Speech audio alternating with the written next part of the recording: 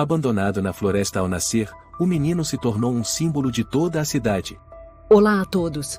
Aproveitem esses momentos de relaxamento enquanto assistem. São Paulo, uma tarde no começo do outono.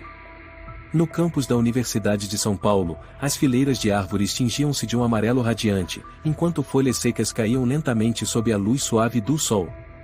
Laura Pereira caminhava apressada pelos corredores da Faculdade de Direito, o cabelo loiro escuro preso em um coque simples, o rosto delicado exalando uma beleza clássica com traços de nobreza antiga. Estudante do segundo ano de Direito, Laura sempre se destacava, não apenas por sua aparência encantadora, mas também por sua postura serena, inteligência e origem distinta, sendo filha única de Carmen Pereira, ex-ministra do Supremo Tribunal Federal do Brasil.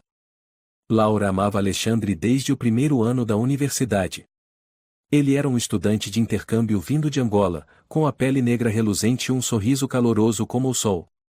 Alexandre estudava ciências políticas, inteligente, calmo, sempre o melhor da turma nas disciplinas de análise de sistemas.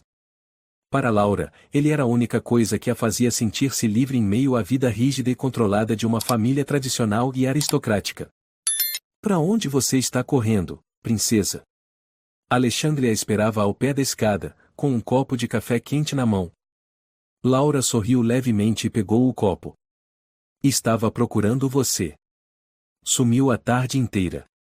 Tive uma reunião com o professor Morales. Sobre políticas africanas." Ela olhou, os olhos um pouco entristecidos. Alexandre acariciou seu cabelo. "O que foi?" "Seus olhos estão inchados. Mamãe gritou comigo de novo ontem à noite. Disse que, se eu não terminar esse relacionamento, ela vai cortar minha mesada." Alexandre suspirou e segurou a mão dela. "A gente vai ficar bem. Eu prometo." Laura assentiu, tentando sorrir. Mas lá no fundo, o medo só aumentava. Tudo começou a mudar na primavera do segundo ano. Laura notou que Alexandre desaparecia frequentemente nas tardes de quinta-feira. As respostas às mensagens vinham cada vez mais lentas, os encontros em grupo eram cancelados sem explicação, e uma frieza invisível começava a surgir. Numa noite, Lúcia, sua melhor amiga desde o ensino médio, a convidou para jantar. Escolheram um restaurante italiano pequeno, perto da Praça Benedito Calixto. Sob a luz amarela das velas e a música suave ao fundo, Laura perguntou de repente: "Lúcia, você não acha que o Alexandre está estranho ultimamente?" Lúcia deu de ombros e tomou um gole de vinho. "Deve ser só pressão dos estudos. Não fica imaginando coisas.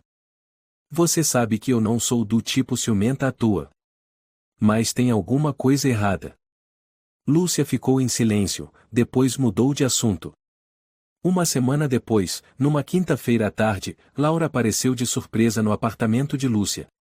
Levava um monte de documentos para revisar, uma desculpa para ver a amiga, mas na verdade queria confirmar algo que a sufocava há dias. O apartamento de Lúcia ficava no terceiro andar de um prédio antigo. Laura bateu na porta. Ninguém respondeu. Mas a porta estava destrancada. Ela empurrou devagar e congelou. No sofá cinza, Alexandre estava reclinado, com a camisa desabotoada. Lúcia saiu do banheiro enrolada numa toalha, o cabelo molhado pingando, uma taça de vinho na mão. 3 olhares se encontraram. Um silêncio esmagador tomou conta da sala. Alexandre se levantou num salto, o rosto lívido. Lúcia, apavorada, recuou. Não é o que parece, eu não queria." Laura não disse uma palavra. Jogou o maço de documentos no chão e saiu correndo. Alexandre foi atrás, segurou o braço dela no corredor. "Deixa eu explicar. Laura, por favor." Ela afastou a mão dele. "Desde quando?" "Foi um erro. Só aconteceu uma vez." "E as outras vezes?" "E as anteriores?"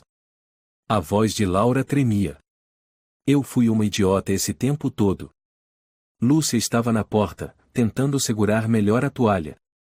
"Laura, me desculpa." Laura a encarou com um olhar de dor e desprezo. "Você era minha melhor amiga. E dormiu com o homem que eu amo. Não tem mais nada a dizer.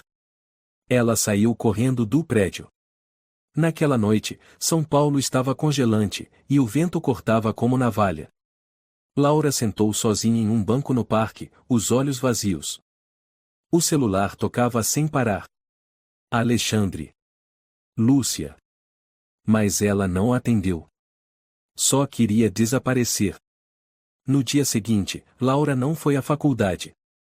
Ficou trancada no quarto, as cortinas fechadas, encolhida na cama como uma criança.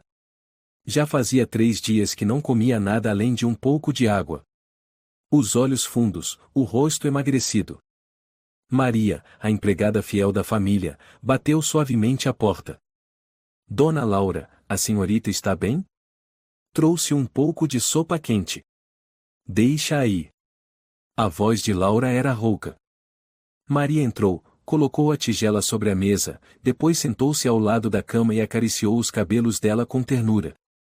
Fiquei sabendo do Alexandre. Sinto muito. Mas a senhorita não pode continuar trancada assim. Laura fechou os olhos.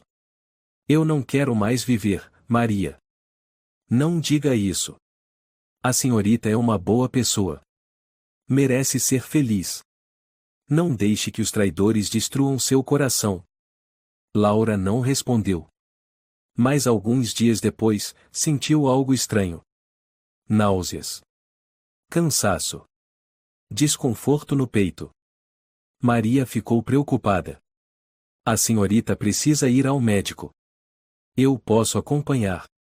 Após os exames, o doutor Clemente, um homem de meia idade com um semblante gentil, olhou para Laura com seriedade.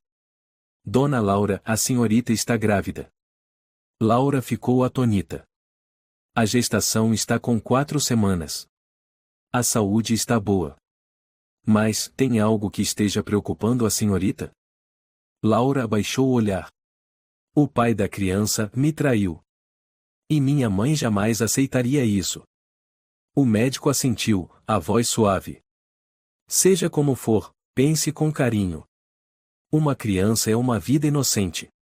Ao sair da clínica, Laura sentou-se num banco de pedra em frente ao hospital. Instintivamente, pousou a mão sobre o ventre. Em meio à dor e à humilhação, aquele pequeno ser era tudo o que lhe restava de um amor que um dia ela acreditou ser verdadeiro.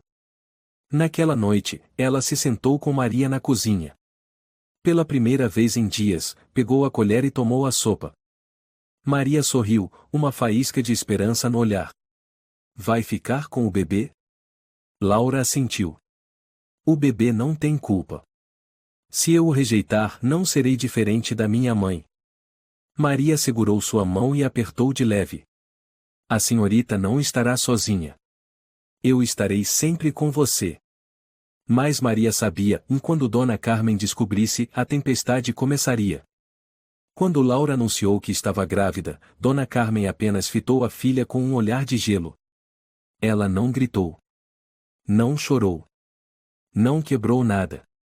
Apenas ficou em silêncio. Um silêncio assustador.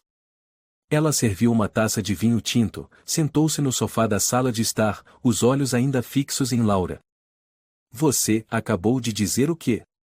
Sua voz era grave, pausada, como se estivesse colhendo o depoimento de uma criminosa. Eu estou grávida. Murmurou Laura. Daquele crioulo. O rosto de Dona Carmen empalideceu. Mãe, por favor, não fale assim. Ela se levantou bruscamente, as mãos tremendo de raiva. A taça caiu sobre o tapete e se estilhaçou. Um caco de vidro atingiu o pé de Laura, mas ela não reagiu. Você desonrou esta família. Ela gritou. Você sabe quem foi seu pai? Seu avô foi embaixador do Brasil na ONU. E você? Você deixa um negro imundo te engravidar como uma qualquer de beira de estrada? Laura mordeu os lábios, lutando contra as lágrimas. É meu filho. Eu vou ter esse bebê. De jeito nenhum. Dona Carmen avançou, apertando com força o pulso de Laura. Eu não vou permitir que um sangue mestiço imundo manche a linhagem dessa família. Solta! Laura gritou, se desvencilhando. Maria, a empregada fiel, correu da cozinha.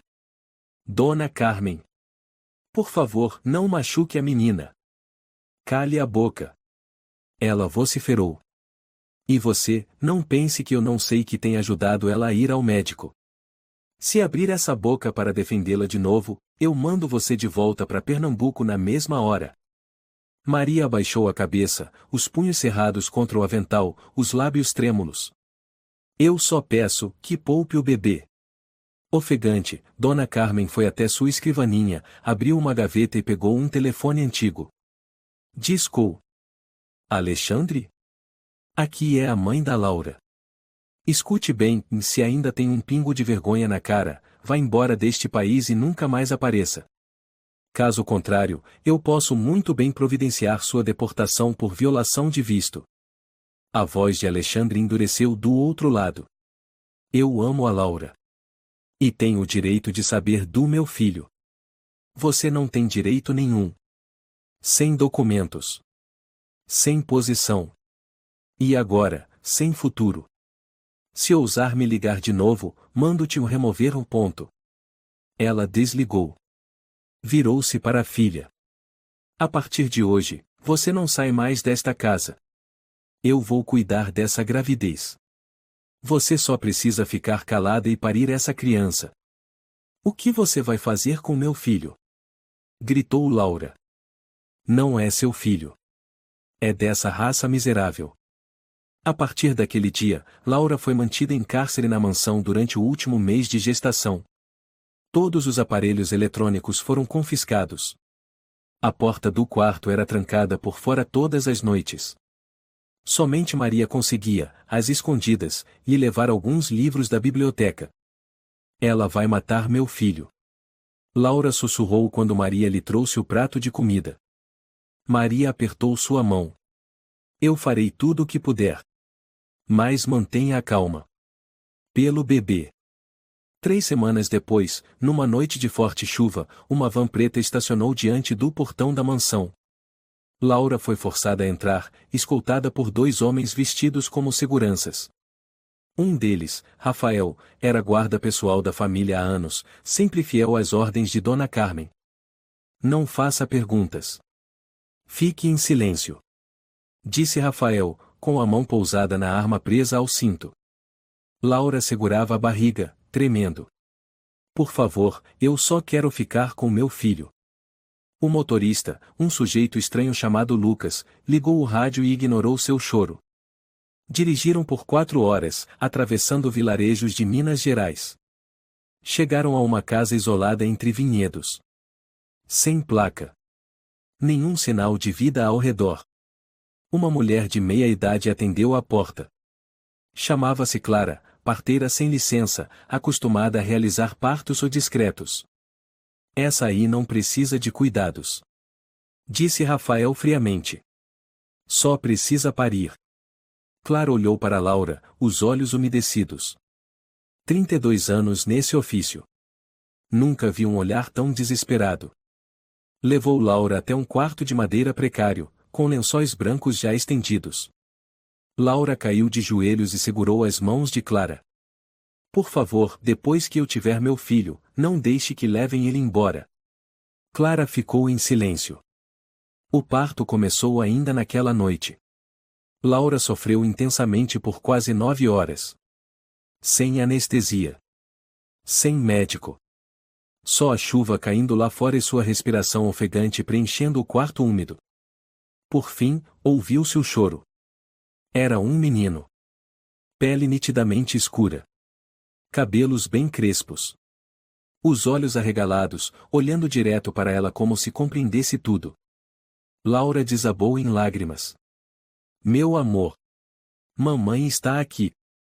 Estendeu os braços, mas antes que Clara entregasse o bebê, Rafael entrou. Dá ele para mim. Você não está vendo que a mãe nem o segurou ainda? Rosnou Clara. Ordem da patroa. Clara hesitou, mas Lucas a empurrou. Rafael pegou o bebê, embrulhou no cobertor e virou-se para sair. Laura gritou. Não. Devolva meu filho. Eu imploro. Ele é meu. Rafael ordenou, aplica logo nela. Lucas tirou uma seringa. Laura se debateu, em pânico. Não. Por favor, não. A agulha atravessou a pele. Laura desmaiou lentamente. A imagem do filho recém-nascido se apagou, como um pesadelo sem fim. Quando despertou, já era de manhã. O quarto estava vazio. Sem choro. Sem bebê. Ela se levantou aos tropeços, saiu do quarto. Clara arrumava suas coisas. Onde está meu filho? Clara não a encarou. Eu estou perguntando, onde está meu filho? Clara respondeu baixinho, eu não sei para onde o levaram. Mentira. Laura a bloqueou na porta.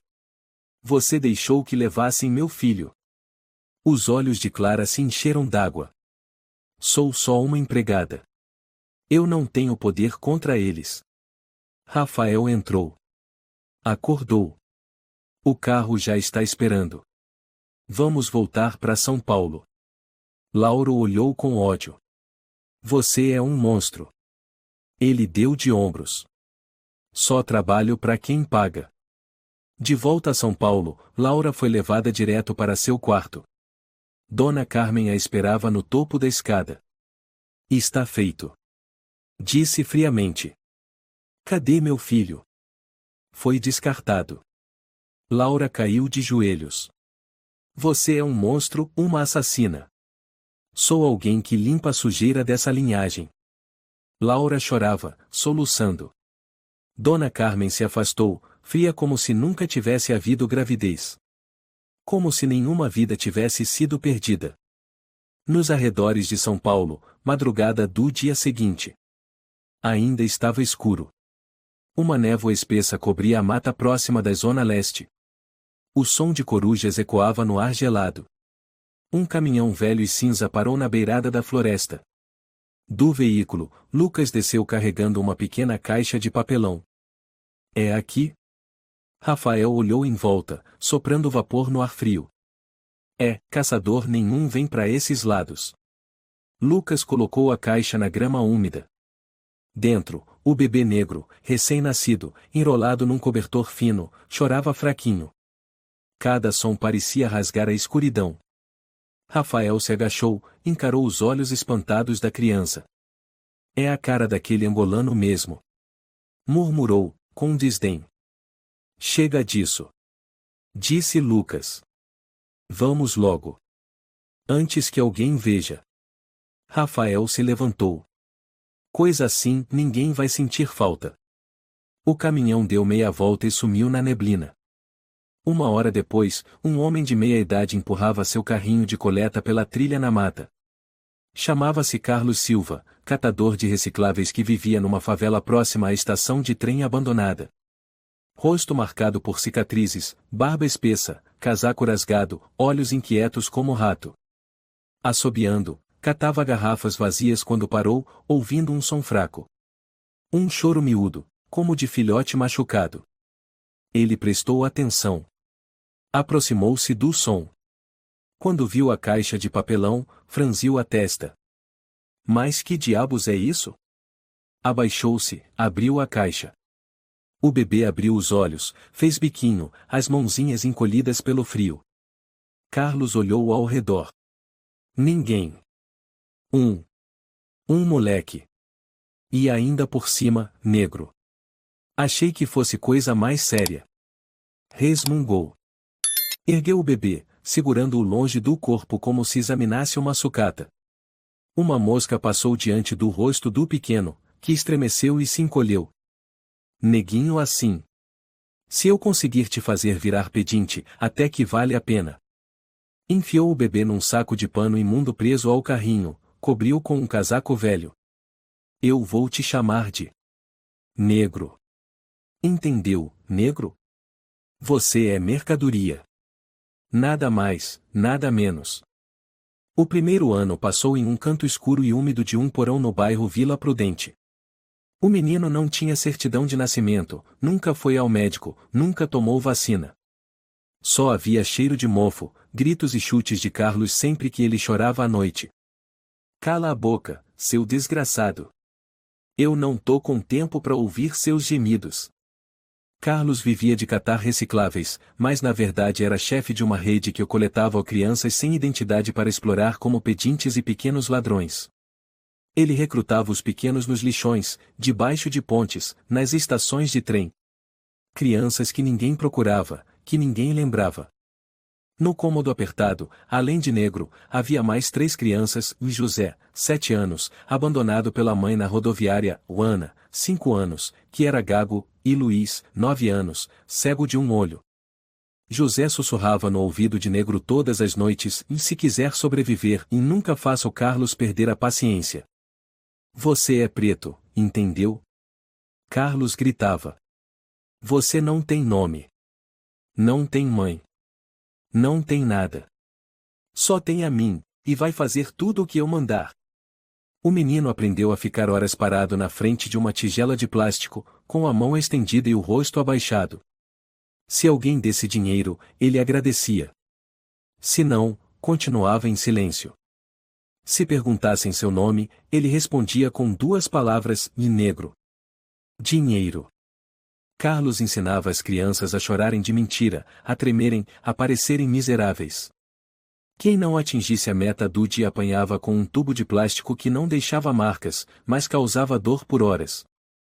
Acha que preto não sente dor, é? Carlos ria. Uma vez, Ana se escondeu no banheiro com um pedaço de pão. Carlos descobriu, arrastou a menina até o pátio e obrigou todos a assistir. Tá escondendo comida? Que espertinha!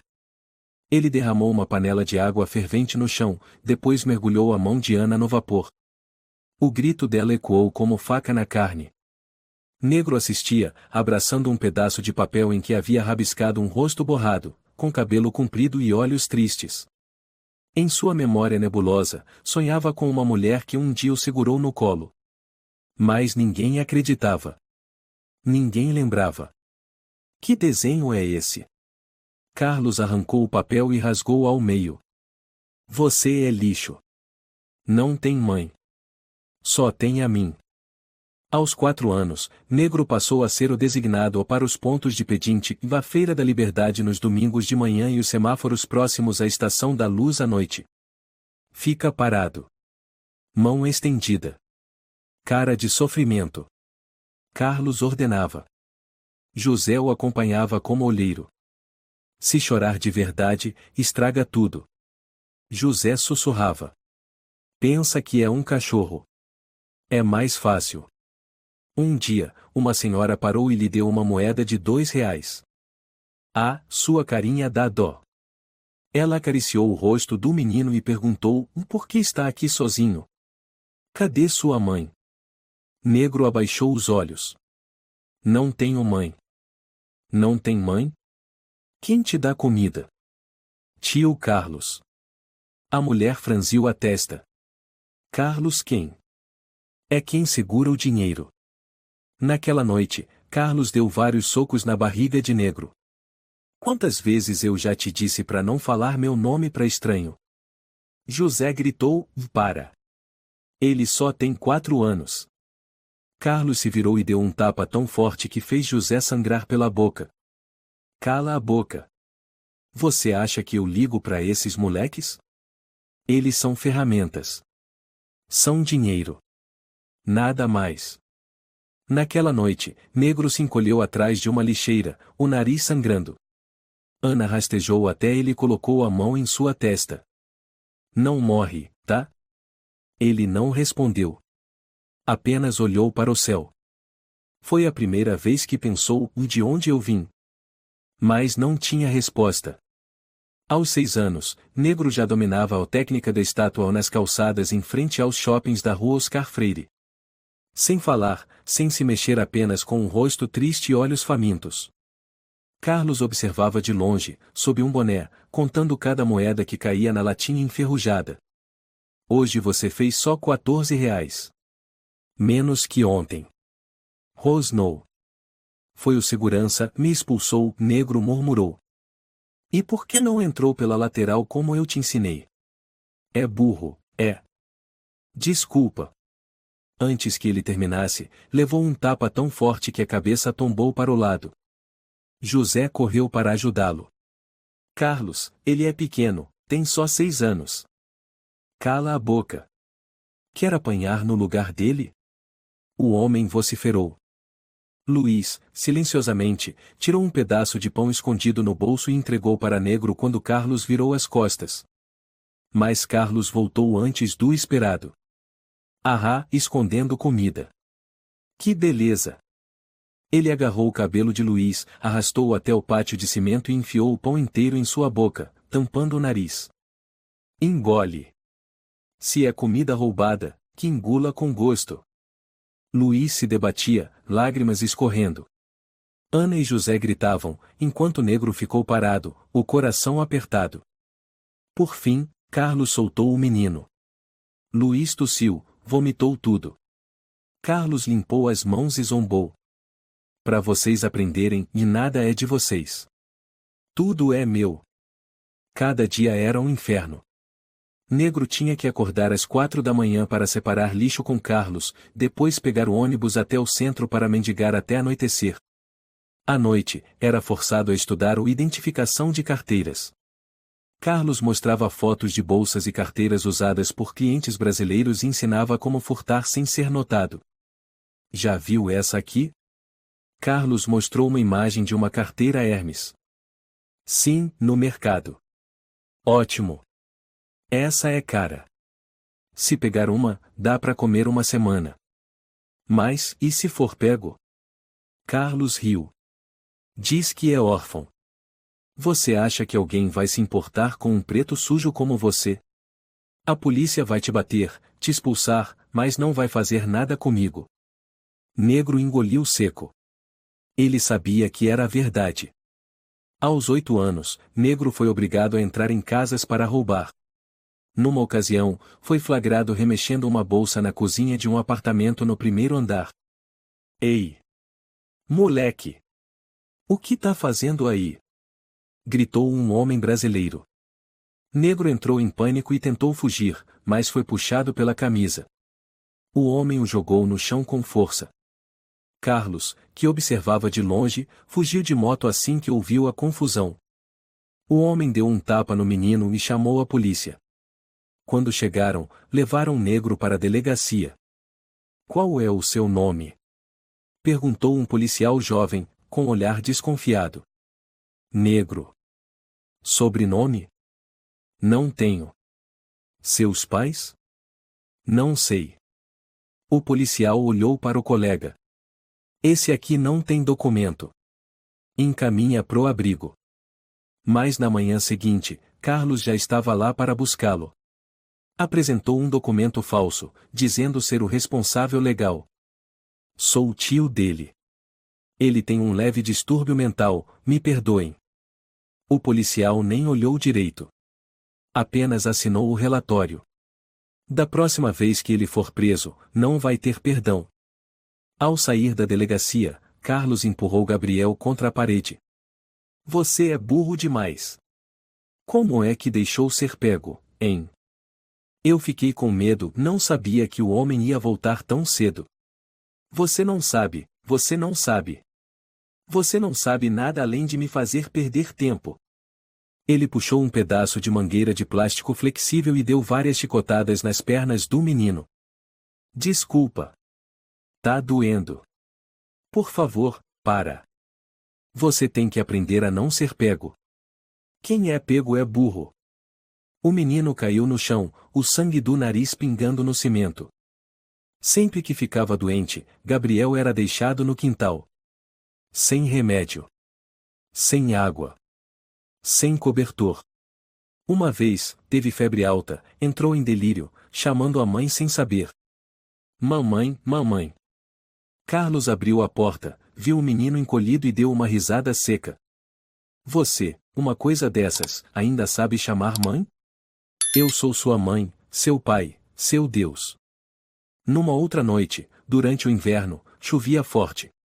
O menino se escondeu no depósito de papelão para dormir. Carlos o encontrou, puxou à força e despejou um balde de água fria sobre sua cabeça. Pra aprender, desgraçado. Gabriel tremia de frio. Tô com frio, por favor. Você devia era ter morrido, igual o resto do lixo. José jogou um pedaço de pano velho por uma fresta na janela. Eu não sei quem você é, negro. Mas acho que você teve mãe. Só que ela não conseguiu te encontrar. Gabriel ergueu os olhos. Sério? José assentiu. Você tem o olhar triste de quem já foi amado. Diferente da gente. Gabriel abraçou o trapo contra o peito e fechou os olhos. Pela primeira vez na vida, ele permitiu-se acreditar que talvez, só talvez, alguém já o tenha abraçado com amor. Uma manhã, Gabriel foi flagrado escondendo um pedaço de pão seco debaixo do colchão. Carlos ficou possesso. Arrastou o menino até o pátio e colocou uma chaleira para ferver. Ladrão ingrato. Eu te dou comida e você guarda para si? Não. Eu ia guardar para Ana. Ela não comeu nada ontem. Desculpa. Desculpa. Vocês só sabem dar desculpa. Ele ergueu a chaleira. Ana, não olha, gritou José. Mas era tarde. A água fervente caiu sobre a mão de Gabriel. O grito rasgou o ar. O menino caiu no chão, a mão cheia de bolhas, chorando sem conseguir emitir som. Carlos jogou o cabelo para trás, limpou as mãos. Da próxima vez, eu não vou errar a mira. Gabriel ficou deitado por 3 dias. Ninguém cuidou da queimadura. Teresa, a vizinha idosa que morava no andar do meio, passou-lhe um pedaço de pano limpo e uma bisnaga de pomada velha.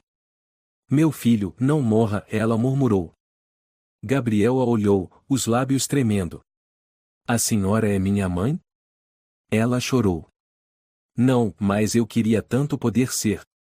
Aos 12 anos, Gabriel, nome verdadeiro que ele ainda desconhecia, era pele e osso. Não tinha o tamanho de uma criança de 8 anos. Sua mão esquerda estava infeccionada, a queimadura antiga deixara uma cicatriz grossa e vermelha. Mas pior do que tudo eram os olhos vazios, como se já não acreditassem que algo bom pudesse existir no mundo. Carlos ainda o obrigava a pedir esmola todas as manhãs. Mas agora, ele não conseguia quase nada. O rosto endurecido de Gabriel não despertava piedade, ou talvez as pessoas nunca tivessem olhado de verdade para ele. Numa tarde, ele voltou com apenas R$ 5 na lata enferrujada. Só R$ 5? Agora nem caridade você arranca dos outros? Carlos vociferou. Choveu hoje, quase ninguém passou. Desculpa. Sempre com desculpa. Ele agarrou a gola da camisa de Gabriel e o arrastou até o pátio. Ana e José se esconderam atrás da porta, trêmulos. Carlos deu um soco direto no rosto do menino. Um dente voou, o sangue espirrou na roupa. José gritou, para. Você vai matar ele. Eu quero que ele morra. Inútil. Pela primeira vez, Gabriel não chorou. Apenas encarou Carlos, com um olhar sem medo, sem raiva, só vazio. Aquele olhar fez Carlos hesitar por alguns segundos. Gabriel se levantou cambaleando, o sangue escorrendo dos lábios, a mão apertando a lata. Eu não vou mais pedir esmola. Ele murmurou. O quê? Carlos arregalou os olhos. Eu não peço mais. Carlos levantou a mão para bater de novo, mas Gabriel recuou um passo. Me mata logo, se quiser. Se não, eu vou embora. Carlos ficou paralisado por alguns segundos e depois riu. Você acha que pode sair daqui? Sem documentos, sem dinheiro, ninguém quer você. Vai morrer numa sarjeta como um cachorro. Gabriel não respondeu. Virou as costas. Sem bagagem, sem casaco. Apenas com seus ferimentos, sua vergonha, e os pés inchados de frio. Correu pelos becos da favela, escapou pelos fundos até os trilhos próximos à estação da Zona Leste. O cheiro de gasolina, de ferro e de lixo o cercava. Enfiou-se sob um trem parado aguardando o sinal. O vento gelado passava por cada buraco na sua roupa rasgada. Gabriel não sabia para onde ia. Só sabia que não podia voltar. O trem começou a se mover. Ele se agarrou firme ao tubo de ferro, os dentes batendo de frio. O vento soprava forte, a poeira atingia seu rosto. Mas ele não soltou. Às 2 da manhã, o trem chegou a São Paulo. Gabriel saiu arrastando-se debaixo do vagão, coberto de fuligem, tossindo. Procurou abrigo em uma estação velha e abandonada perto da estação Barra Funda. O interior era escuro, o chão de cimento congelante. Alguns moradores de rua dormiam encolhidos em cobertores esgarçados. Ninguém o olhou quando entrou. Gabriel se encostou numa pilastra e abraçou a si mesmo. Um velho de barba comprida abriu os olhos e perguntou com voz rouca: "Quantos anos você tem?" 12.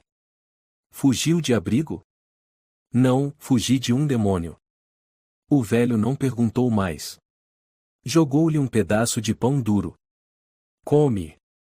Aqui ninguém pergunta quem você é. Mas tem que aprender a ficar calado. Quem fala demais, morre cedo. Gabriel comeu o pedaço de pão em silêncio. Os dentes doíam, mas mesmo assim ele mastigou. No dia seguinte, ele vagou pelas ruas de Capão Redondo, batendo de porta em porta, restaurantes, mercadinhos, oficinas. Mas todos o expulsavam. "Fora daqui! Não aceitamos mendigos. A gente não contrata sem-teto. Sem documentos? Sai antes que eu chame a polícia." Um padeiro barbudo apontou o dedo para o rosto dele, negro, fedorento, sem papel? "Volta pra África, moleque." Gabriel abaixou a cabeça e se afastou. Ele tentou ficar parado em frente a um restaurante, com a mão estendida. Uma mulher passou com a filha e, ao vê-lo, comentou: "Tá vendo, filha? Por isso você tem que estudar. Senão, vai acabar como ele." Um garoto de bicicleta passou voando e jogou uma garrafa d'água nele. "Parasita! Volta pra selva." Gabriel não reagiu. Apenas se encolheu contra a parede, abraçando os joelhos, o olhar vazio. Naquela noite, chovia muito. Ele se escondeu num banheiro público no parque. Um segurança o encontrou. Era um homem grande, vestindo capa de chuva preta. "Fora daqui! Isso não é hotel." "Tá frio, só um pouquinho, por favor", Gabriel implorou. "Não é problema meu." O homem agarrou sua gola e o empurrou porta afora. Gabriel escorregou e bateu a cabeça na parede. Uma mulher que passeava com seu cachorro gritou: "Meu Deus! Ele é só uma criança." O segurança respondeu: "É parasita. Deixe entrar amanhã tem uma matilha inteira." A mulher olhou para Gabriel por alguns segundos, mas depois puxou o cachorro e foi embora em silêncio. Ninguém parou. Ninguém perguntou seu nome. Ninguém tocou seu ombro. Gabriel aprendeu a se esconder em estacionamentos, cabines telefônicas abandonadas, atrás de bancos de praça. Nos primeiros dias, chorava em silêncio. Depois, as lágrimas secaram. Numa noite, ele se sentou na frente de um pequeno restaurante. O dono, seu Mateus, o viu e se irritou. "Você de novo? Já falei que aqui não tem sopa gratuita. Não tô pedindo comida. Então por que tá sentado aí?" "Só quero sentir o cheiro da comida." Mateus o observou por um momento. "Você é um espírito faminto, é?" "Não. Só não quero esquecer o cheiro." O velho suspirou e jogou um pedaço de pão duro para ele. "Come e depois vaza. E não me segue." Gabriel pegou o pão. Era pequeno, seco. Mas foi a primeira vez que alguém lhe deu algo sem xingá-lo. Ele abaixou a cabeça, mordeu devagar. Uma lágrima caiu sobre o pão. Uma menina passou com a mãe e perguntou baixinho: "Mamãe, por que ele tá chorando comendo?" A mãe a puxou mais rápido. "Não olha. A gente não é má. Mas também não dá para ajudar todo mundo." Outra noite, Gabriel foi cercado por um grupo de jovens bêbados. Olha esse moleque! Cara de macaco! Tá pedindo dinheiro, é? Ou tá de olho pra roubar? Não, eu só tô sentado. Olha só! Ele fala português. Vamos dar uma lição. Eles o empurraram no chão e começaram a socá-lo e chutá-lo. Um chute no peito o deixou sem ar. As costelas estalaram. Ele só ouvia risadas, depois, tudo ficou escuro. Na manhã seguinte, Gabriel rastejou até um hospital. No balcão de atendimento, uma enfermeira olhou a ficha em branco e disse: Sem documento? Sem responsável? Não podemos atender. Eu tô com costela quebrada, tá doendo. Eu entendo. Mas este é um hospital particular. É a lei. Ele se arrastou para fora. Uma senhora que varria a calçada viu e jogou-lhe um pedaço de pão. Come e some. Tá parecendo um cadáver. Gabriel assentiu, abaixou a cabeça e pegou o pão com a mão trêmula. Sem discutir. Sem raiva. Apenas um menino que aprendeu a lição mais cruel que o mundo poderia dar. Ele não pertencia a lugar nenhum. Aos 13 anos, Gabriel vagava por Heliópolis, sobrevivendo de catar recicláveis e restos de comida deixados nas feiras. Não pedia mais esmolas, tampouco procurava abrigo fixo. Porque nenhum lugar era seguro. E ninguém se importava se ele existia ou não. Ele aprendeu a identificar quais lixeiras eram mais esquecidas. Sabia o horário em que os restaurantes jogavam fora comida. Conhecia os mercados com menos seguranças. Mas também sabia que, se fosse pego pegando algo que não era seu, haveria consequências. Numa manhã gelada de janeiro, ele fuçava uma lixeira atrás da padaria São Marcos. Dentro, encontrou meio pão seco e uma pequena sacola com doces que haviam caído. Gabriel hesitou. Só vou pegar esse doce. Só esse. Depois vou embora. Murmurou para si mesmo, como quem tenta se convencer. Escondeu o doce na blusa e se virou para sair quando ouviu um grito.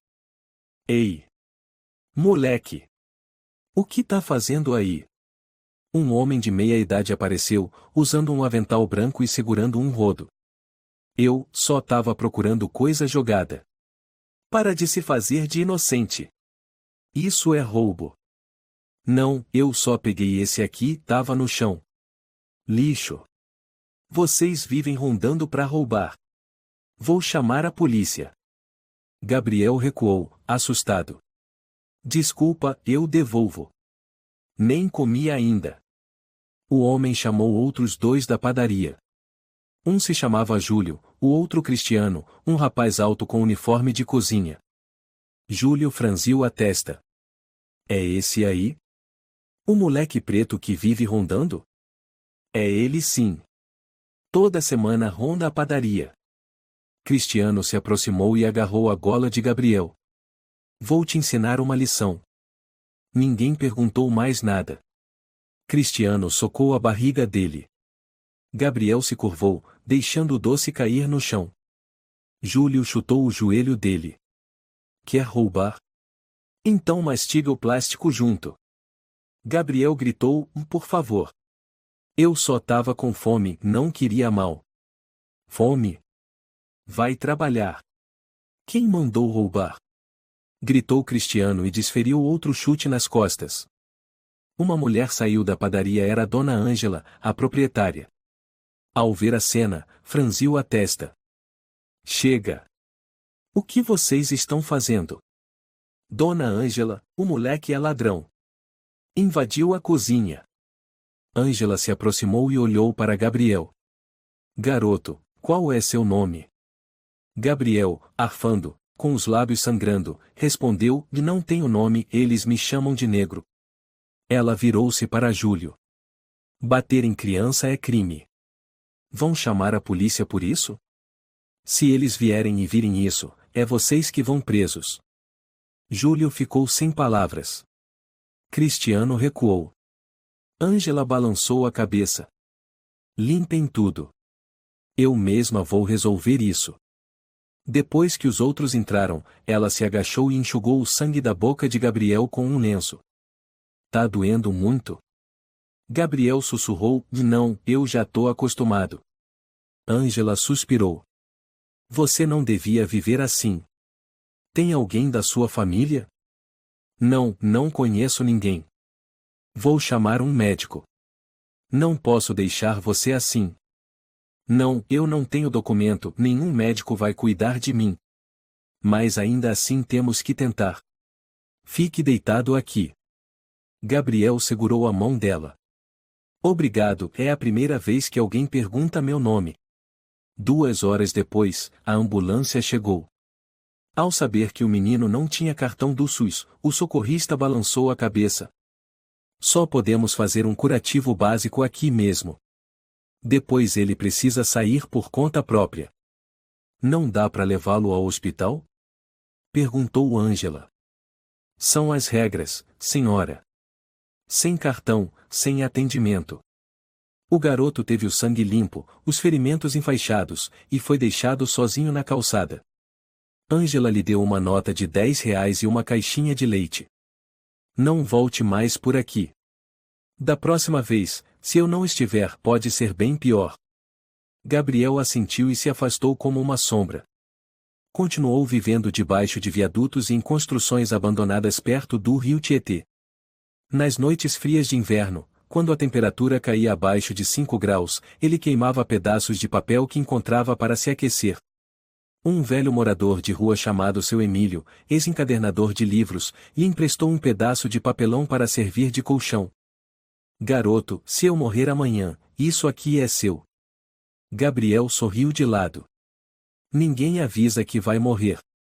Seu Emílio suspirou. Nesse mundo, só os invisíveis precisam avisar. Porque ninguém nota quando eles somem. Certa vez, Gabriel estava encolhido na frente da Estação da Luz.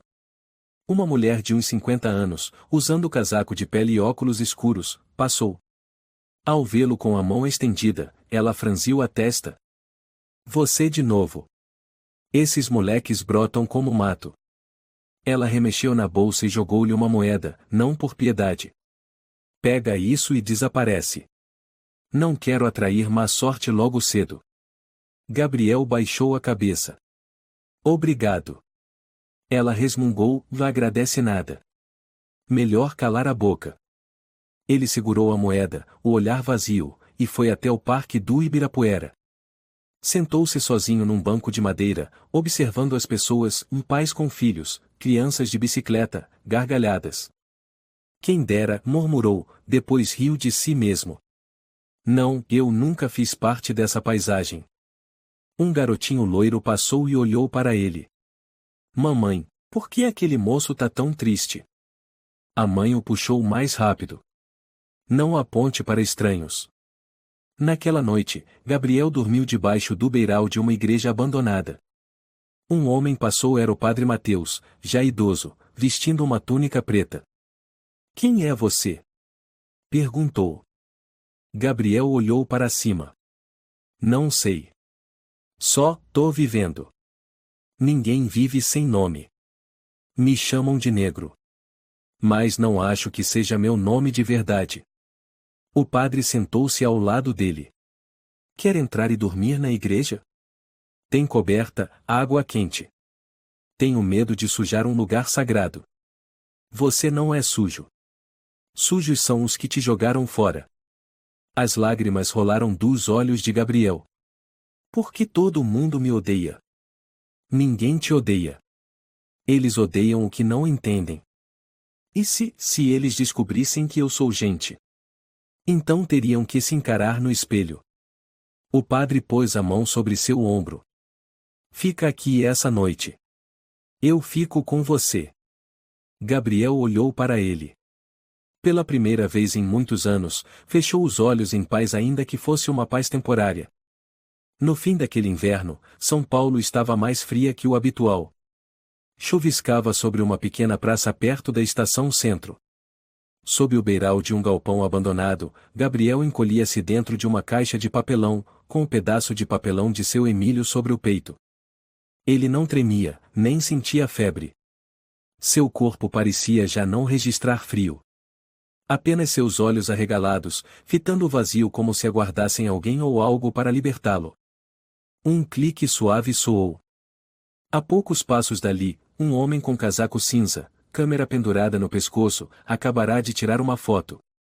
Seu nome era Daniel Ribeiro, 38 anos, fotógrafo freelancer que produzia projetos de rua para uma revista internacional. Daniel não pretendia fotografar. Só ia passar. Mas o jeito que o menino jazia imóvel, o olhar perdido, e a cicatriz discreta no queixo o fizeram parar. Meu Deus, murmurou. Ele se aproximou. Ei, tá tudo bem com você? Gabriel não respondeu. Nem se mexeu. Daniel se ajoelhou e o tocou levemente. Ei, garoto, você ainda está vivo? Gabriel piscou. Depois sussurrou, quase inaudível, viu, não sei. Daniel olhou ao redor. Ninguém prestava atenção. Ninguém parava. Ele tirou o cachecol e envolveu o corpo do menino. Qual é o seu nome? Não tenho. Me chamam de negro. Não, isso não. Daniel balançou a cabeça. Seu nome tem que ser algo bonito. Gabriel balançou a cabeça. É assim que me chamam. Eu não tenho nome. Daniel engoliu seco. Olhou para aquele corpo magro, com o rosto encovado, os lábios rachados. Você tá com fome? Gabriel assentiu devagar. Daniel abriu a mochila, tirou uma barrinha de proteína e entregou. O menino segurou com as duas mãos, com reverência, e comeu devagar, como se saboreasse um tesouro. Depois, Daniel pegou o celular, abriu a câmera, e tirou mais uma foto desta vez, um close nos olhos de Gabriel. Esses olhos, murmurou, nenhuma criança deveria ter aos 13 anos. Naquela noite, Daniel publicou a foto em sua conta pessoal, com a legenda: São Paulo, 9 graus Celsius. Encontrei esse menino encolhido dentro de uma caixa de papelão perto da estação. Ele não tem nome, não tem documento, não tem casa. Quando perguntei qual era seu sonho, ele respondeu que eu queria ter um nome. A imagem viralizou. Em menos de 24 horas, milhares de compartilhamentos, centenas de comentários. Uma ONG chamada Refúgio para Todos entrou em contato com Daniel. Senhor Daniel, queremos encontrar esse menino. Podemos ajudar. Daniel os levou de volta à região antiga. Mas Gabriel já não estava mais lá. Procuraram por toda a área de Heliópolis, perguntaram aos moradores de rua, aos voluntários. Finalmente, em uma igrejinha na Zona Leste, onde o padre Mateus costumava se abrigar, encontraram o menino. Gabriel estava sentado em um banco de madeira, lendo um livro velho e gasto. Quando Daniel entrou, ele o reconheceu imediatamente. Tio, e Gabriel se levantou, hesitante. O senhor veio me procurar? Daniel assentiu e o abraçou com força. Está pronto para mudar de vida? Gabriel sussurrou, se for possível, e quero ser chamado de gente. No primeiro dia no Centro Refúgio para Todos, Gabriel tomou banho quente. Sentado na banheira, as lágrimas escorriam sem parar. Nunca entrei numa água quente assim, ele disse a Isabel, a coordenadora do centro. Você não precisa ter medo. A partir de agora, você está seguro. Depois do banho, cortaram seu cabelo e lhe deram a primeira roupa limpa da vida. O almoço, arroz, carne ensopada e leite morno parecia um sonho para Gabriel. Eles vão tirar isso de mim depois, né? Ele perguntou. Isabel sorriu, afagou seus cabelos. Não, garoto. Agora esta é a sua casa. Daniel vinha visitá-lo todas as tardes, ensinava-lhe como se comunicar, como usar garfo e faca, como cumprimentar e responder os adultos. Você tem que levantar o queixo e olhar nos olhos das pessoas. Eu tenho medo de apanharem de novo. Ninguém vai te bater mais. Eles precisam ver o olhar forte que você tem. Confie em mim. Gabriel olhou e assentiu, suavemente. Numa dessas tardes, enquanto Daniel ajustava a câmera no pátio do centro, uma funcionária da marca de moda urbana Revolução Urbana chegou para uma ação voluntária. Era Lúcia Mendes, jovem diretora criativa, de olhar atento. Ao passar por Gabriel que ajudava Isabel a regar plantas, ela parou de súbito. Quem é esse menino? Isabel contou, brevemente, sua história. Lúcia assentiu. Me mostre uma foto de perto dele. Daniel mostrou. Lúcia examinou, concentrada. Esse rosto e o nariz alto, os traços marcantes, o olhar profundo. Quero testá-lo como modelo fotográfico. Isabel olhou para Daniel. Daniel se voltou para Gabriel. Quer tentar? Gabriel abaixou os olhos. Eu não sei andar bonito que nem modelo. Daniel sorriu. Você só precisa ser você. Eles querem alguém real. Gabriel ficou em silêncio por alguns segundos. Depois, assentiu. A primeira sessão de fotos aconteceu num pequeno estúdio na Vila Madalena. Os flashes disparavam sem parar. Lúcia orientava, virar à esquerda, à direita, depois disse. Não precisa posar. Só olhe para a câmera como você olha para a sua vida. Esse olhar mantenha. A imagem final deixou todos em silêncio. Ninguém conseguia dizer uma palavra. Um rosto sério, olhar vazio mas hipnotizante, pele escura contrastando com o fundo branco. Uma beleza imperfeita, mas impossível de ignorar. Lúcia exclamou, acabamos de encontrar um ícone. Uma semana depois, a Revolução Urbana lançou a campanha O Justiça das Ruas, homenageando pessoas esquecidas pela sociedade com o rosto de Gabriel como símbolo. A foto apareceu num enorme outdoor na Avenida Paulista, no coração de São Paulo. Gabriel ficou ali, de pé, entre letreiros de neon e música ambiente, olhando para sua própria imagem naquela imensidão. Isabel colocou a mão em seu ombro. E então? O que vê? Gabriel sussurrou, pela primeira vez eu me vejo existindo. Brasília, primavera de 2025. No 18º andar da sede da firma internacional de advocacia Leclerc Partners, a luz atravessava os vidros e iluminava o rosto sério de Laura Pereira, agora com 42 anos. Usava um terno cinza chumbo, camisa branca de colarinho rígido, cabelo preso, olhar cortante. Recém-nomeada diretora jurídica, Laura tornará-se a primeira mulher brasileira a ocupar esse cargo na empresa. Sucesso, prestígio, respeito, ela conquistara tudo ou quase tudo. Lá fora, Brasília resplandecia com sol e flores. Dentro dela, havia um vazio que jamais cicatrizou, o filho que nunca teve permissão de segurar nos braços. Laura enterrara aquela lembrança por 13 anos. Nunca contará a ninguém que estivera grávida. Para os colegas, ela era uma mulher sem família. Para os registros médicos, uma mulher que nunca dera à luz.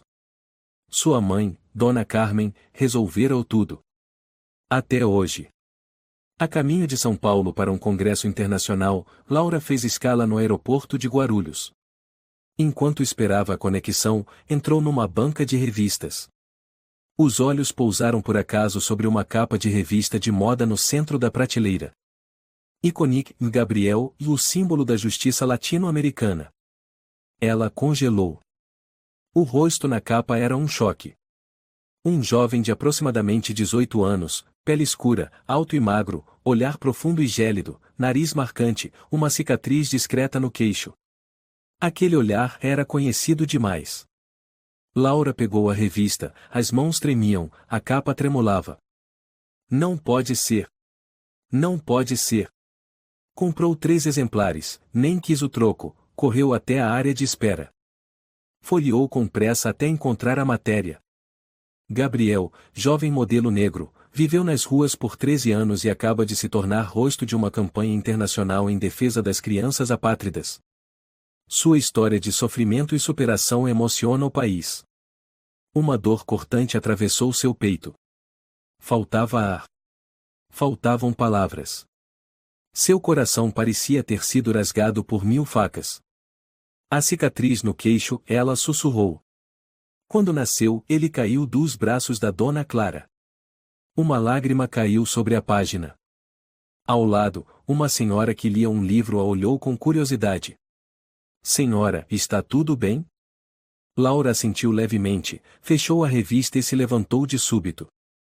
Preciso voltar a São Paulo. Mas seu voo vai para Genebra. Mudei de planos.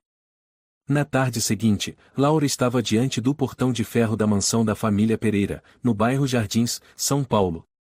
O portão permanecia igual. As pedras antigas, os arbustos meticulosamente podados. Mas o tempo já apodrecera uma coisa e a mulher que antes controlava tudo ali dentro.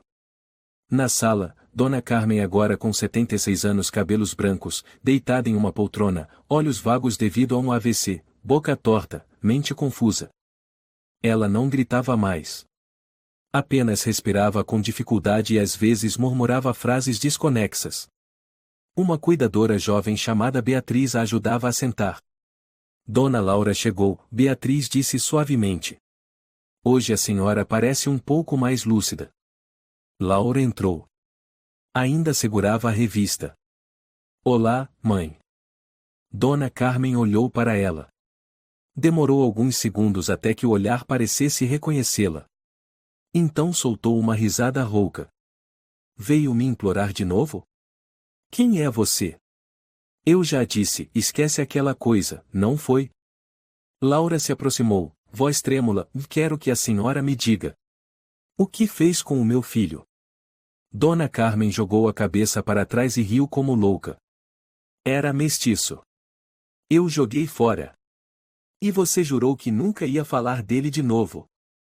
Você prometeu que esqueceria. Eu nunca esqueci, Laura disse com firmeza, apertando a revista. Por 13 anos, essa ferida me consumiu como uma maldição. Aquele crioulo não faz parte da nossa família. Ela sibilou. Ele não era digno. Eu fiz o certo. Salvei a honra do nosso sangue. Laura começou a chorar. Salvar? Ou matar? A senhora matou meu filho no dia em que ele nasceu. Foi o certo. Ela gritou.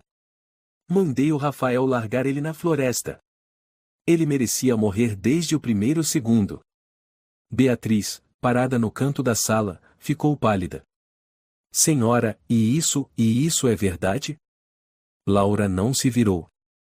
Ela apenas olhava para a mãe, a mulher que já teve todo o poder, agora reduzida a um corpo envelhecido e murcho. Olhe bem. Ela ergueu a revista. Ele está vivo. E é um símbolo. Não por ser meu filho, mas por ter sobrevivido, e a senhora. Carmen arregalou os olhos, tremendo. Não, e não pode ser. Aqueles olhos, aquela cicatriz, aquele olhar, e são a verdade que eu nunca esqueci. E a senhora se enterrou na própria fogueira que acendeu. Dona Carmen gritou, de repente tombou para frente na poltrona, ofegante. Beatriz correu para segurá-la. Ela está tendo outra crise. Preciso chamar um médico. Laura permaneceu imóvel, ainda segurando firme a revista. Suas lágrimas escorriam, mas não havia mais dor. Eram lágrimas da verdade exposta, de um passado que já não podia ser silenciado. Ela virou-se e saiu. Pela primeira vez em 13 anos, seus ombros estavam erguidos como os de uma verdadeira mãe.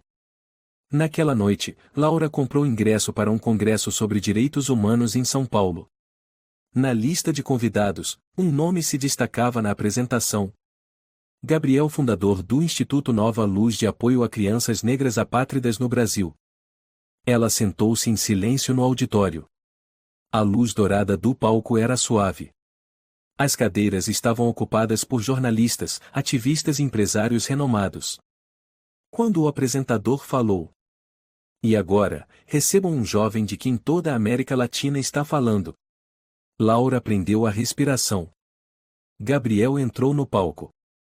Alto, traços marcantes. Um terno preto simples que realçava sua pele castanha escura e a cicatriz tênue no queixo. Ele olhou direto para o público, sem hesitação. Aquele olhar ainda era frio. Ainda era profundo.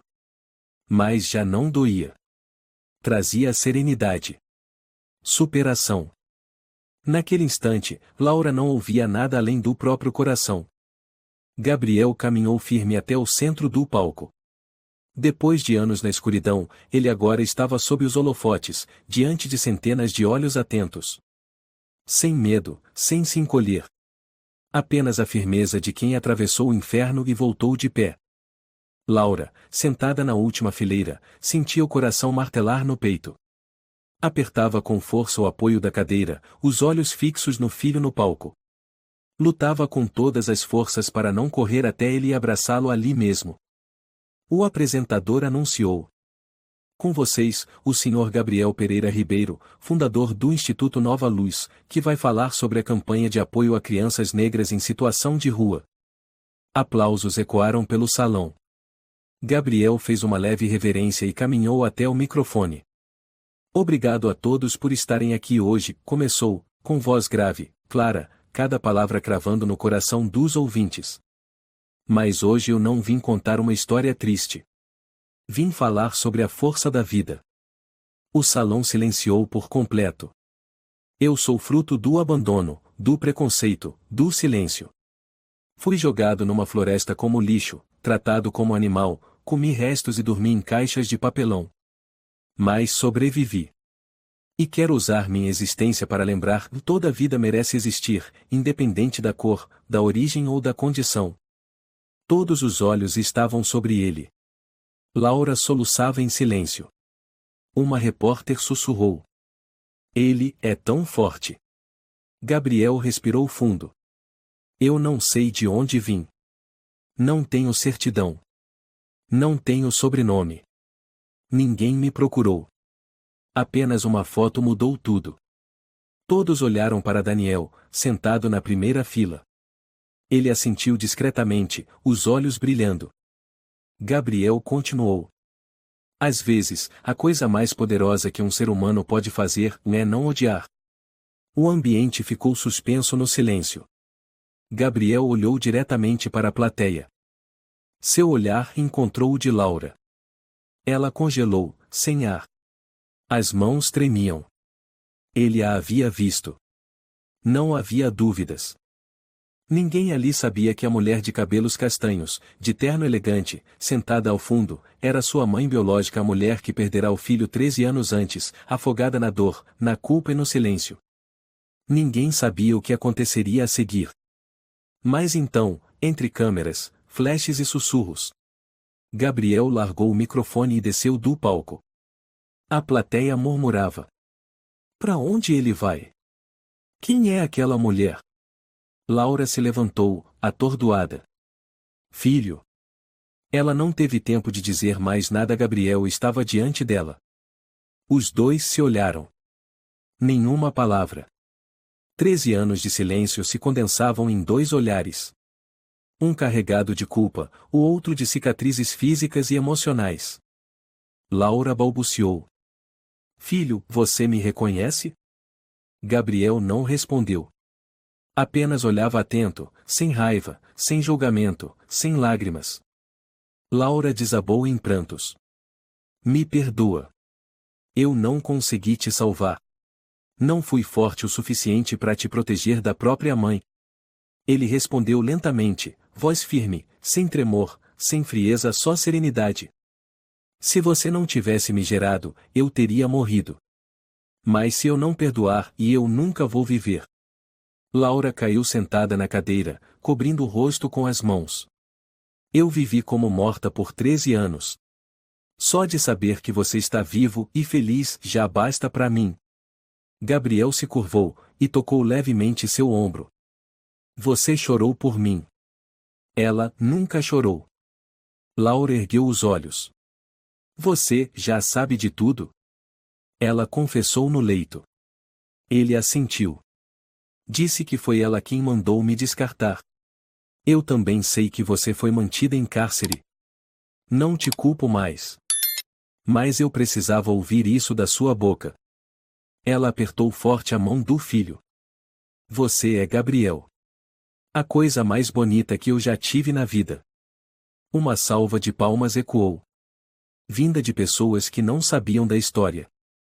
mas que sentiam que a verdade havia sido exposta em silêncio. Daniel se levantou e se aproximou. Laura, eu sou Daniel, o homem que tirou a foto do seu filho. Laura o abraçou com força. Obrigada. Obrigada por ter salvado a vida dele. Daniel deu um leve tapinha no ombro dela. Não. Foi o garoto que salvou a si mesmo. Eu só tive a sorte de testemunhar. Lúcia Mendes, diretora criativa, se aproximou. Gabriel, você quer descansar mais alguns minutos? Ele balançou a cabeça. Não. Ainda tenho algo a dizer. Gabriel voltou ao palco. Em meio a mais aplausos, ele se posicionou novamente diante do microfone. Uma pessoa pode ser descartada. Mas a alma, não.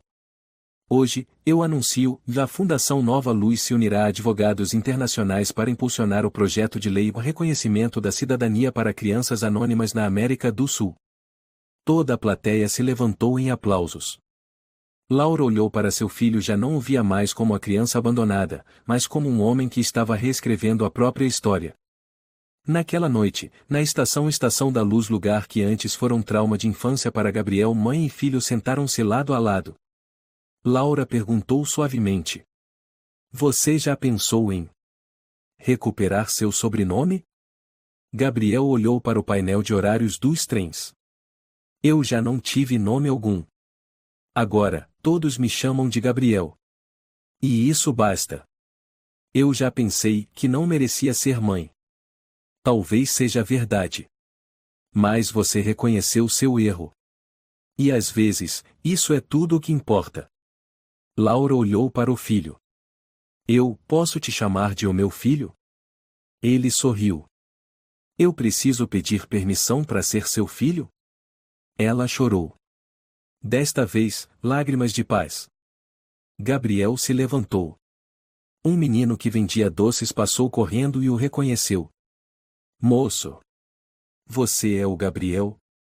Pode me dar um autógrafo? Ele se agachou, pegou uma caneta e assinou sobre uma caixinha de papelão.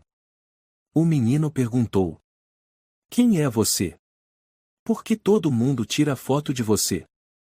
Gabriel olhou diretamente nos olhos do menino e sorriu. Sou alguém que o mundo, um dia, quis apagar. Ninguém tem o direito de tirar a dignidade ou a chance de viver de outra pessoa, nem em nome da honra, nem do poder, nem do sangue. Uma vida, mesmo rejeitada, pode se tornar luz se houver quem a veja e estenda a mão. Perdoar não é esquecer o passado, mas superá-lo para viver por inteiro. O amor de mãe, quando se alia à verdade e à coragem, pode curar até as feridas que pareciam incuráveis. Se você gostou desta história, convidamos você a dar um like e se inscrever em nosso canal.